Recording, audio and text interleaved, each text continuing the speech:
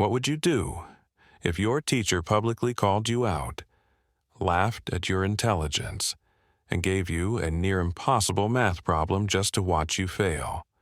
That's exactly what happened to Jordan, a 15-year-old black student standing in front of his entire honors class with 24 pairs of eyes watching, waiting for him to crumble. But what unfolded next left the entire school, and even the math department, in complete shock.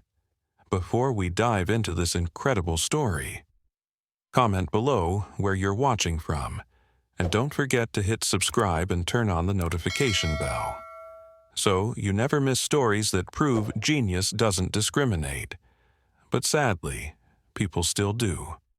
Let's begin.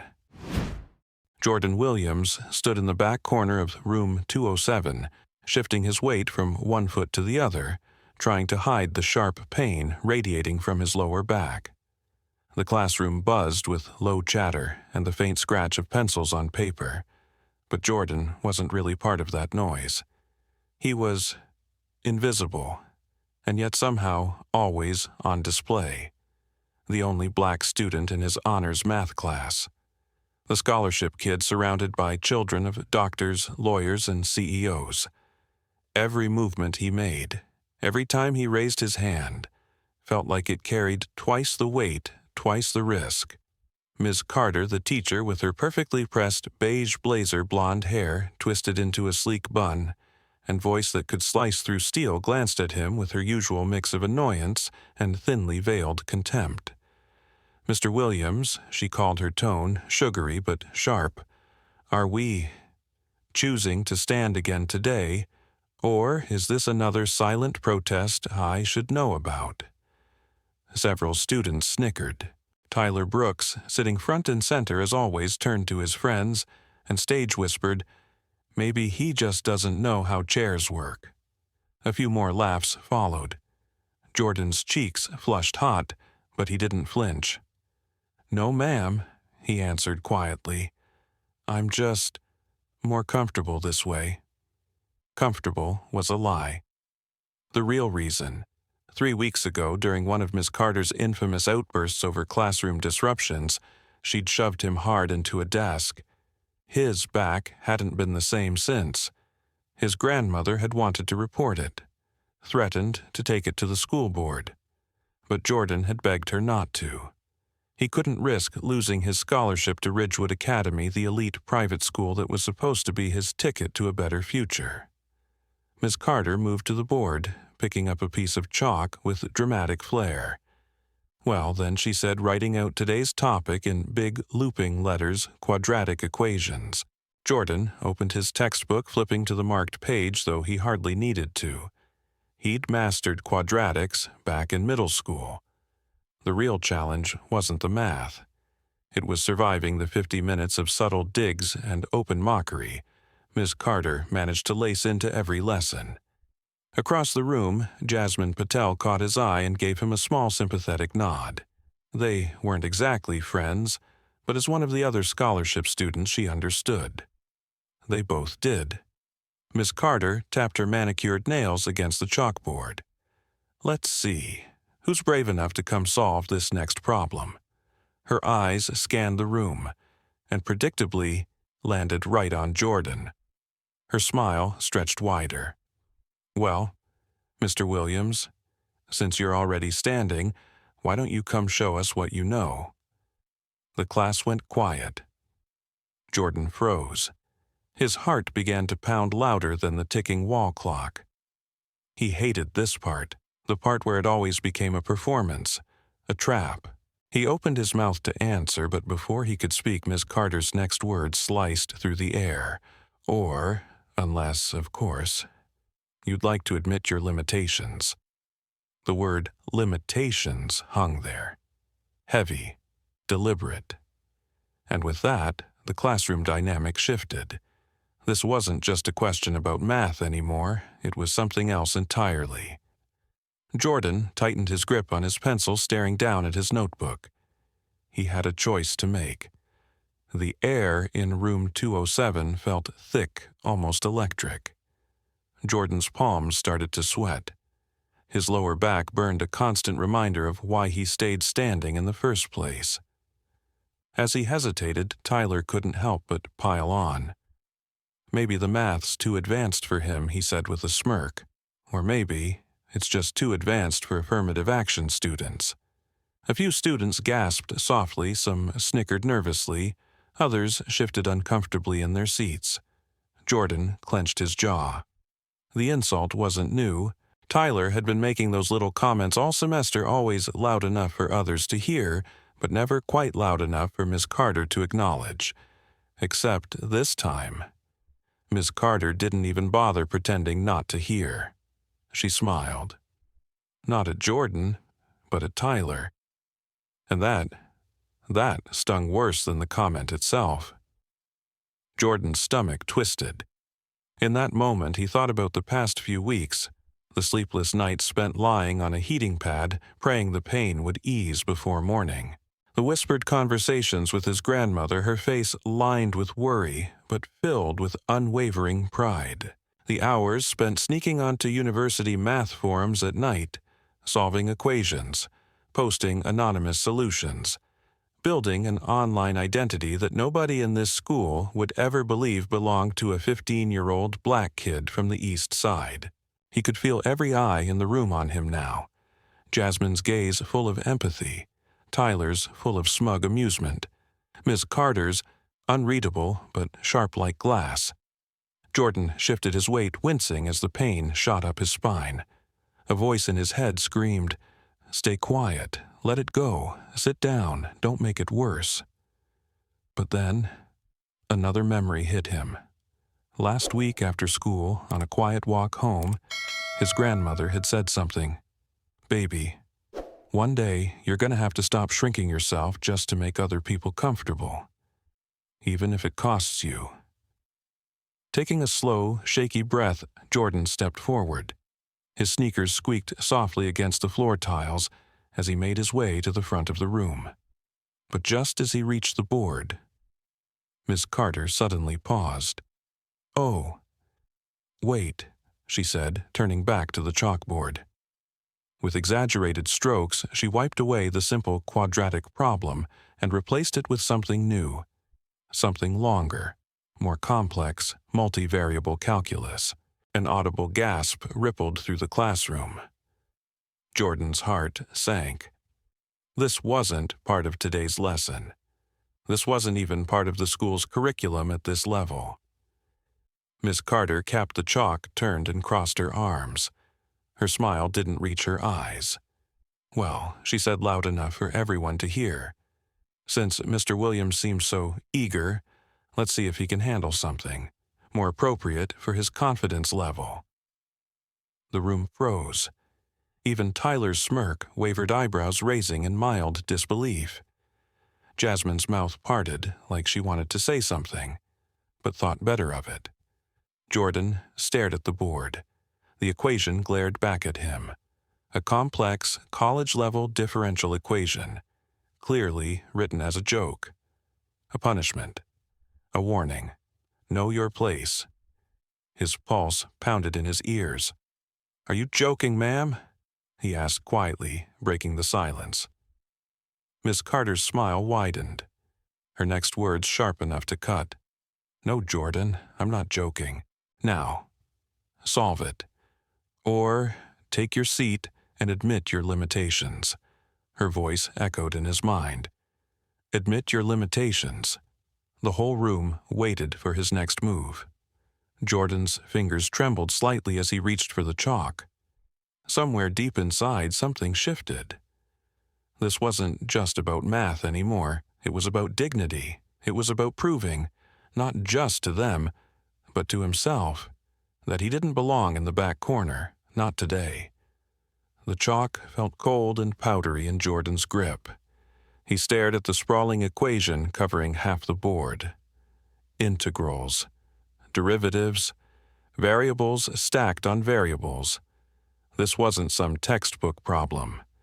This was intentional humiliation. Tyler leaned back in his chair, hands behind his head, grinning wide, like he was about to witness the school year's most entertaining meltdown. Jasmine bit her lip, her eyes darting nervously between Jordan and the board. Jordan's breathing quickened. His mind felt like it was splitting in two. One half screamed, "Put the chalk down, sit back down, save yourself." The other half, the louder half, shouted back, "No more hiding." He glanced at Miss Carter. Her expression wasn't smug now. It was expectant, almost gleeful, like she was already rehearsing how she'd describe this disaster in the teacher's lounge later. Jordan closed his eyes for half a second. Images flashed through his mind. His grandmother setting out his clothes for school every morning, double-checking for wrinkles, saying, "You're going to walk in there like you own the place, baby." The hours he'd spent at the public library poring over college-level math books, while other kids played basketball outside. The late nights spent on online math forums, answering problems posted by university students under his anonymous username, Eastside Math Kid 23. Jordan opened his eyes. Slowly, he lifted the chalk to the board. The classroom leaned in, holding its collective breath. His hand trembled slightly at first, but then muscle memory took over. Step by step, line by line, he began breaking the equation apart. First, he simplified the inner expression, then applied the chain rule, integrated, differentiated, reorganized terms. The room grew eerily silent. The scribbles of chalk against slate echoed louder than any voice. Tyler's grin faltered. Jasmine sat up straight, her eyes widening. Even Miss Carter. Her folded arms slowly dropped to her sides as she stared at the unfolding solution. Jordan moved with a quiet, practiced rhythm. Each symbol flowed seamlessly into the next. Mistakes? None. Hesitations barely noticeable. When he reached the final step, he paused. For a brief second, he contemplated stopping, leaving the solution unfinished, making them wonder. But no, not today. With one last flick of his wrist, he underlined the final answer, clean, precise, unquestionable. Jordan set the chalk back on the ledge. He turned toward the class. His breathing still shallow, heart still pounding. But standing tall, the room remained frozen. Tyler's mouth hung slightly open. Jasmine exhaled audibly, a small smile creeping onto her face. Miss Carter. Her face had drained of color. She stepped closer to the board, scanning Jordan's work like she was searching desperately for some microscopic error. Her fingers trembled. Finally, her voice cracked the silence. There's a mistake here, somewhere. But the uncertainty in her tone betrayed her. Before she could continue, another voice cut in. From the open classroom door, deep, firm, authoritative, "There's no mistake." Mr. Ramirez, the school's head of the math department, stood there, holding a cup of coffee. Eyes fixed on the board in disbelief. I was walking by, saw the equation, he continued stepping fully into the room. And I stayed to watch because I couldn't believe what I was seeing. He approached the board, running his eyes over each line. "This solution is flawless," he said quietly, "both in method and in logic." A murmur rippled through the classroom. Jasmine grinned fully now. Tyler slumped back in his chair, face flushed. Miss Carter's hands curled into fists at her sides. Jordan stood there, not smiling, not gloating, just breathing. For the first time in weeks. The pain in his back felt distant, almost irrelevant. The only thing Jordan felt was something he hadn't tasted in a long time. Pride. As the bell rang, students began gathering their books in stunned silence. But no one left immediately. Most lingered, stealing glances at the board, at Jordan, and at Miss Carter's pale, frozen face. Jordan packed his notebook. Slowly, fingers still trembling slightly from adrenaline. "Jordan, wait up." It was Jasmine. She caught up with him near the doorway, her voice low but urgent. That was unbelievable. she said, eyes shining with something between relief and admiration. I mean, how long have you been able to do that? Jordan shrugged awkwardly. I just study a lot, I guess. But that was an understatement. The truth. For years, math had been his escape. While other kids scrolled through social media or played video games, Jordan had spent late nights buried in problem sets meant for college sophomores. Forums like Math Exchange and Khan University became his second home. He wasn't just good at math, he was exceptional, a natural. But in this school, in this classroom, there was no room for that part of him to exist, being too smart and too black in the same body. It painted a target on his back. As he made his way toward his locker, Jordan's mind flashed back to that awful day 3 weeks ago. Ms. Carter, standing inches from his face yelling about classroom disruptions, the sudden shove, the sharp crack of his spine against the desk corner, the stunned silence of the room. No witnesses brave enough to speak up, not even Jasmine. Back then, everyone was afraid, even Jordan. And that fear had kept him silent. Now, something had changed. By lunchtime, the news had spread. Snippets of whispered conversation followed him down the hallway. Did you see what he did? Ms. Carter's face was priceless. I heard he solved something even Ramirez couldn't. Wait, isn't that kid on scholarship? Jordan sat alone in the cafeteria, as usual, unwrapping the peanut butter sandwich his grandmother had made before her hospital shift. From across the room, Tyler watched him. No jokes today, no laughter, just silence. Darius, a classmate from biology, slid into the seat across from him. I heard what happened, he said, eyes wide with disbelief. Dude, that was legendary. Jordan chuckled nervously. Don't make it a big thing. Darius grinned. Too late. It's already a big thing. Before Jordan could respond, his phone buzzed. A new message. Unknown number. Please come to my office after lunch. Mr. Ramirez. His stomach dropped. Was he in trouble? Was Ms. Carter already filing some kind of complaint? The thought made his hands shake again. But then, another memory surfaced. His grandmother's voice from last night, baby. You've spent too long dimming your light to make other people comfortable. One day, you'll shine so bright they'll have no choice but to notice. Jordan looked at the clock. 15 minutes until the end of lunch. He took one last bite of his sandwich, zipped up his bag, and stood. His back still ached, but this time, he stood tall, by choice. Jordan's footsteps echoed down the quiet hallway leading to the math department office. His palms were sweaty, heart pounding against his ribs like a warning drumbeat. He paused at the door, took a steadying breath, and knocked. Come in, Mr. Ramirez's voice called. Jordan stepped inside. Mr. Ramirez sat behind his desk, a stack of papers in front of him, but for once he wasn't looking at them. He was staring directly at Jordan, not with irritation, not with suspicion, but with something closer to curiosity, and maybe even respect. Sit down, Jordan, Mr. Ramirez said, motioning to the chair across from him. Jordan eased into the seat, carefully wincing as his back protested. For a few moments, Mr. Ramirez said nothing, just tapped his pen against his coffee mug, watching Jordan. Finally, he spoke. I've taught here for 18 years, he began. I've seen a lot of students freeze up when challenged, seen some melt under pressure, but what I saw today... He leaned forward, lowering his voice. That wasn't luck, that wasn't memorization, that was mastery. Jordan swallowed hard.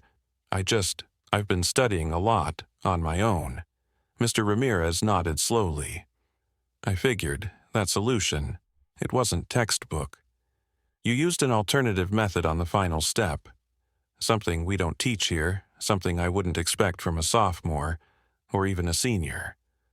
Jordan shifted uncomfortably. Am I in trouble? Mr. Ramirez let out a short laugh. No, quite the opposite. He opened a file on his desk. Inside were printed screenshots posts from an online mathematics forum. Jordan recognized them instantly.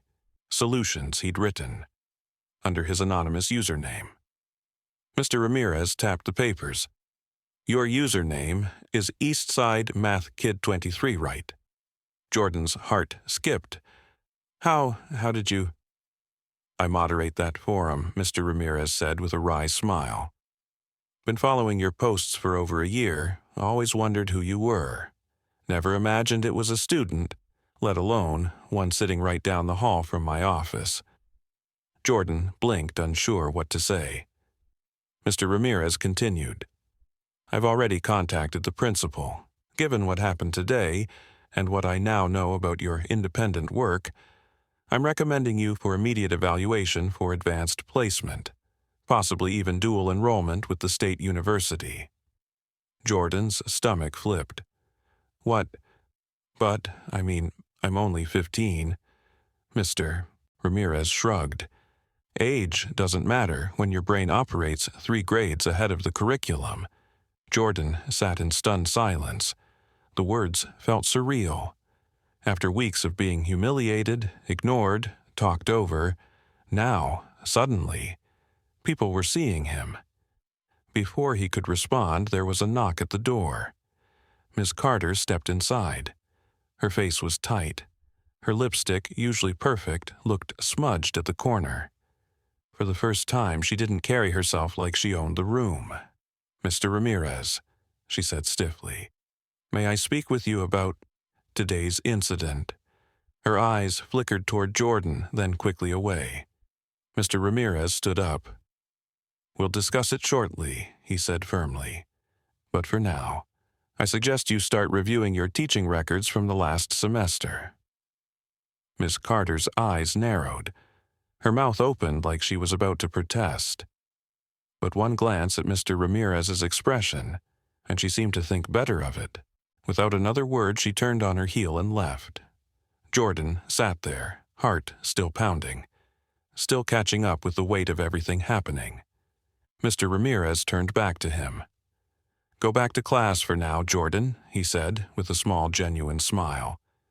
But be ready, because this is just the beginning. Jordan stood thanking him softly, and as he walked back down the hallway, something felt different, lighter. For the first time, it wasn't just about surviving the day, it was about what came next. By the next morning, whispers swirled through every hallway of Ridgewood Academy like wildfire. Did you hear the math department's having an emergency meeting? I heard it's about Miss Carter. Someone said the principal's getting involved. Jordan arrived at school with a strange mix of dread and curiosity twisting in his stomach. As he walked toward his locker, students he barely knew were nodding at him, offering high fives, even stopping to ask questions. Bro, what did you even do to her yesterday? You broke her, mentally broke her. That was legendary. Jordan forced a small smile but kept his head down. This wasn't about becoming a hero. This was about finally being seen. At lunchtime, Mr. Ramirez found him in the library. Jordan, he said, lowering his voice, the administration wants to speak with you after school. Principal Morris. Superintendent Keller will be there too. Jordan's stomach dropped. The superintendent, he echoed. Mr. Ramirez nodded. They're taking this seriously now. Not just because of your solution yesterday, but because several students have come forward. Jordan's heart skipped. Students who Jasmine, Rage from chemistry, even Caleb from the basketball team.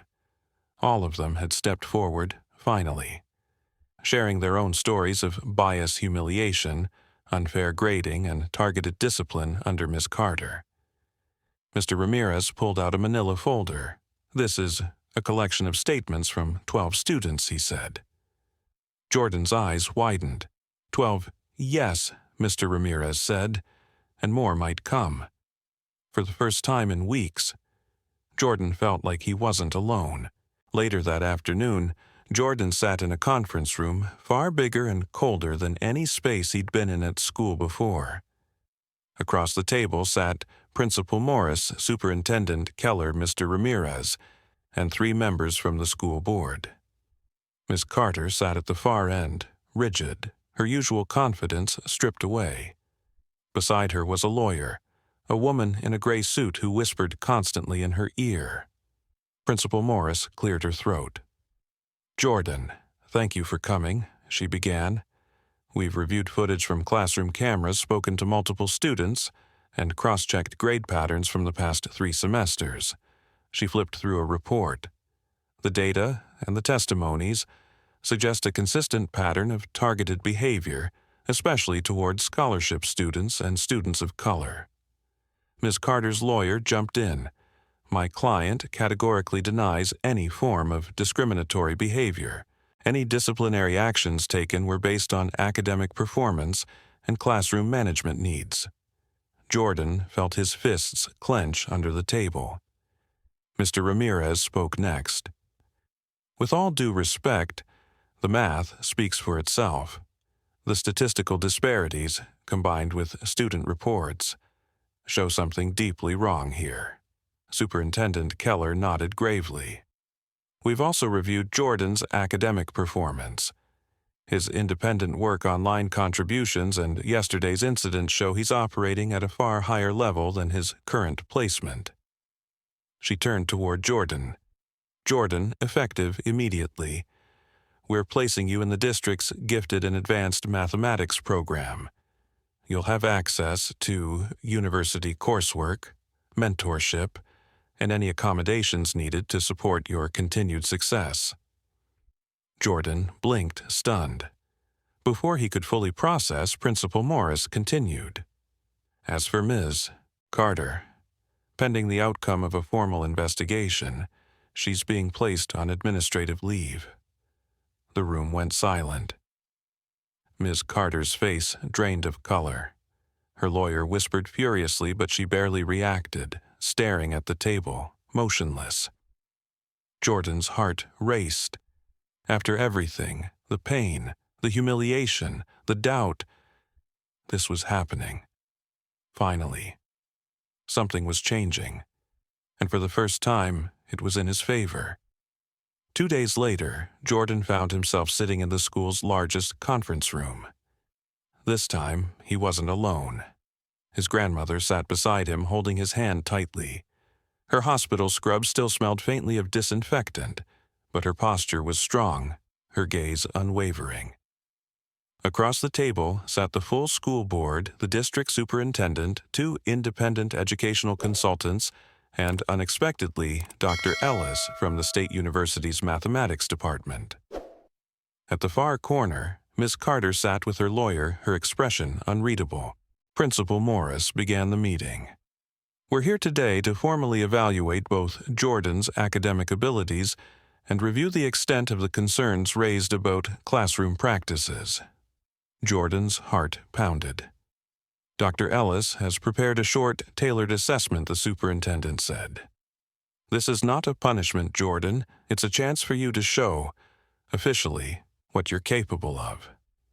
Jordan nodded slowly. A staff member wheeled in a portable whiteboard. Dr. Ellis stepped forward. "I've selected 3 problems," she said, smiling kindly at him. "One in calculus, one in linear algebra, and one in number theory." Jordan swallowed hard, but took the marker. As he approached the board, he could feel dozens of eyes on him. This time, they weren't looking for him to fail. They were watching, waiting, hoping to see something brilliant. Jordan exhaled and began. His hands moved with practiced ease. For each problem, he paused only briefly to organize his thoughts, then flowed into the solution like second nature.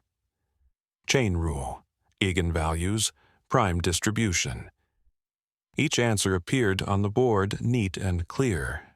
When he stepped back, the room stayed silent for several long beats. Then, Slow applause. Dr. Ellis smiled wider. "Incredible," she said softly. "Honestly, remarkable." Jordan turned locking eyes with Miss Carter. Her face had gone completely blank, as though retreating deep inside herself. The superintendent cleared her throat. "We've also reviewed grading patterns across Miss Carter's classes for the past 4 years," she said. She flipped through a report thick with data. "The disparities in grades and discipline between minority students and white students are statistically significant and unacceptable." Ms. Carter's lawyer spoke fast. "My client maintains that her grading was based purely on merit," Dr. Ellis cut in. "Then explain why students like Jordan consistently underperformed in your class but excelled under other instructors and online platforms." The room grew heavier. Ms. Carter remained silent. Finally, Jasmine stood from the back of the room. "I'd like to say something," she said, her voice shaking but strong. "I watched Jordan suffer through this, watched all of us stay silent, watched Ms. Carter ignore him, target him, humiliate him. We should have spoken up sooner." Her voice cracked, but she kept going. "We were scared, but we're not anymore." Other students nodded from the sidelines. Raj, Caleb, even Tyler, looking visibly uncomfortable but present, shifted in his chair, giving Jordan a subtle nod. The school board members exchanged glances. One of them spoke. "This isn't just about one teacher. It's about a culture. And it stops here." The superintendent turned back to Jordan. "We'll be recommending your placement into an advanced mentorship program starting immediately, with full district support." Jordan blinked, barely able to process. His grandmother squeezed his hand.